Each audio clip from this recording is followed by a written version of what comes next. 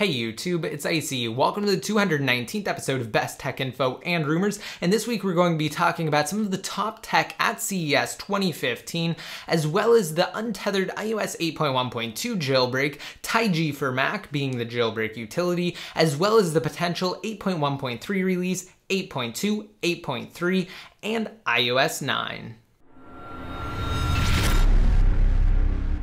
Alright, so to start up, we're going to be talking about some of the top tech at CES this year. However, just note that this isn't going to be a list of 10 or even 5 things. It's just going to be 3 things that have stood out to me at CES 2015 that I think could be a big part of the future moving forward past 2015. So up first, we have something from Energis. It's called their Watt Up system, and it allows for the wireless charging and powering of devices up to 15 feet away. Now you may be thinking this might be something like an inductive charging pad that you'd place your device on. Not at all. Again, 15 feet away, completely free of wires. Let me explain how it works. So it utilizes a combination of radio frequency, or RF, Bluetooth, and a bunch of patent pending technology. Now, in essence, what it does is, first of all, the transmitter searches for Bluetooth devices that are compatible with the system. Then, once the device has been located, the transmitter sends out a focused RF signal on the same band as Wi-Fi. It's absorbed and then converted into DC, or direct current power,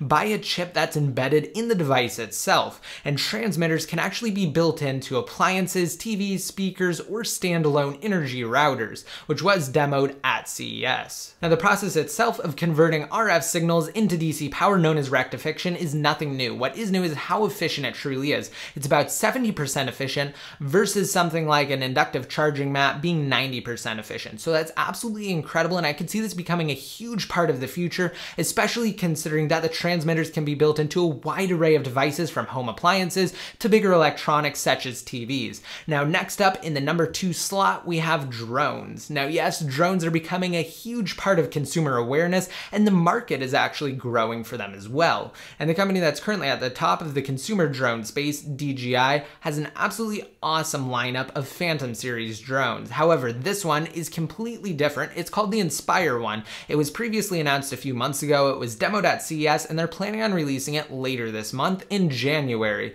And what I love about this one is not only the fact that it transforms its design to allow for easy takeoffs and landings, while simultaneously enabling a 360-degree unobstructed view for the 4K camera, but also its light bridge technology, which can transmit a 720p HD video signal in real time from the drone itself to the controller from up to 2 kilometers away. And then the controller is plugged into something like an iPhone or an iPad or even an Android device, and it allows for true point of view flying from a drone's perspective. And I'm not going to go too into depth for the DJI Inspire 2 drone, simply because I might be planning on making an in-depth and dedicated video on it. So if you're interested in that, just be sure to let me know down below in the comment section, so that way I can kind of gauge viewer interest. And now next up, we have the Z Board 2. Now, the original Z Board is an electric longboard, and this one improves upon the original vastly by allowing the board itself to be not only thinner, lighter, and slimmer, but also enabling a 20 mile per hour top speed, a range of 16 to 24 miles, based on the model, which ranges from 16 to 18 pounds, and it starts at $899. And this longboard differs from its electric competitors in the sense that you can actually lean forward to go and lean back to engage the regenerative braking. However, the only concern that I have is that you wouldn't be able to slow down fast enough, but I definitely see electric longboards and skateboards becoming a big part of the future, as they enable a clean and environmentally friendly way for short-range, mobile, and personal transportation. Now, next up, let's talk about iOS 8.1.2 and the jailbreak. So as many of you know by now, you can jailbreak 8.1.2, being the latest public firmware as of recording this video on any iPhone, iPod Touch, or iPad model utilizing TaiG. It's incredibly simple. If you have yet to jailbreak, then definitely check out my untethered jailbreak tutorial, which I will have linked to down below in the more info. And if you want even more information on jailbreaking, as well as the accomplishments in 2014 on the jailbreak scene and what we can expect moving forward in 2015, then just be sure to check out last week's episode of Best Tech Info and Rumors, because it was a New Year's special that went over all of that.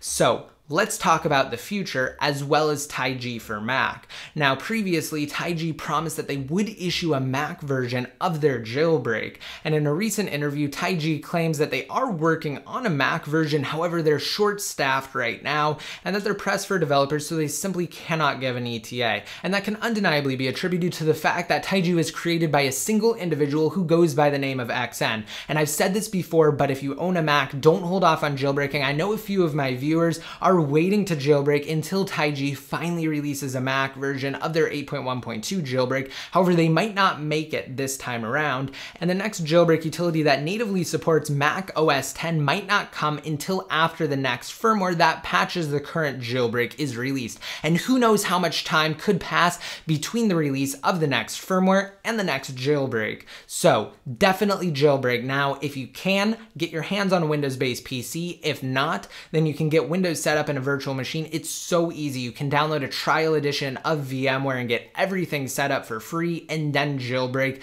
utilizing that virtual machine, or you can utilize Boot Camp that's built into Mac OS X natively to get Windows installed on a separate partition and everything set up properly. And don't worry, Boot Camp does all of that for you. And the reason why I'm restating this now is because a firmware could very well be released next week that patches the TaiG untethered jailbreak. So today, ahead of Apple's release of iOS 8.2, which will undeniably accompany the forthcoming Apple Watch in quote early 2015, Apple may very well be preparing the next minor iteration of iOS 8. According to BGR, Apple is preparing to release a new version of iOS 8 sometime next week. However, their unnamed sources couldn't specify exactly what the version is, but they do have a pretty reliable track record when it comes to predicting releases. And when you take that into account, as well as the fact that prior to the holidays, rumors started to go around that Apple was preparing to release iOS 8.1.3, the two simply add up, and it makes sense that Apple would release 8.1.3 next week. However, we won't know for sure, but Mac Rumors does report that they've seen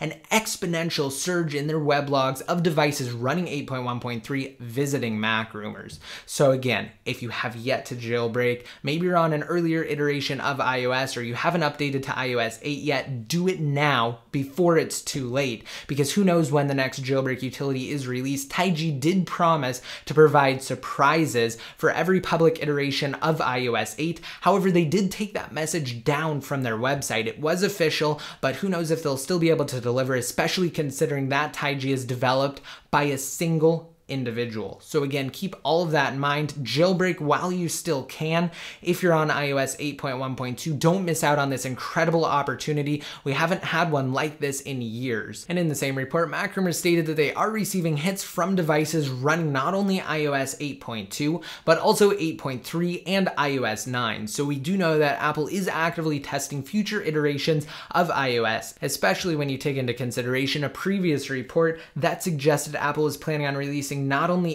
8.1.x, but also 8.2 and 8.3. So that kind of wraps up everything in this week's episode, guys. Lots of iOS 8 releases and hopefully an equal number of jailbreak releases. Only time will tell though. Just be sure to stay tuned. I'll keep you guys completely covered along the way. And if you aren't already subscribed, just be sure to do so by clicking on that subscribe button down below next to my channel name. And if you're interested in my all new iPhone 6 or iPhone 6 Plus giveaway, be sure to rate this video up, leave a relevant comment down below in the comment section, and visit my dedicated video on Free App Life, which will contain complete details on how to enter. All you have to do is just navigate to bit.ly/getfreeapplife or simply freeapplife.com inside of mobile Safari. If you're interested in earning paid apps, gift cards, and bigger electronic devices, simply tap download, and after following the simple install process, download sponsored apps for points, refer friends for even more, and redeem said points for the aforementioned prizes. Alright, and thanks for watching, guys, and if you want to be updated more often, such as when I release new videos covering various things ranging from jailbreak and technology topics to the forthcoming Apple Watch, just be sure to like me on Facebook, follow me on Twitter, add me one of your circles inside of Google+, follow me on Instagram at ICUID, and subscribe to my secondary YouTube channel at youtube.com/ICUID. And until next time, this is ICU, signing out.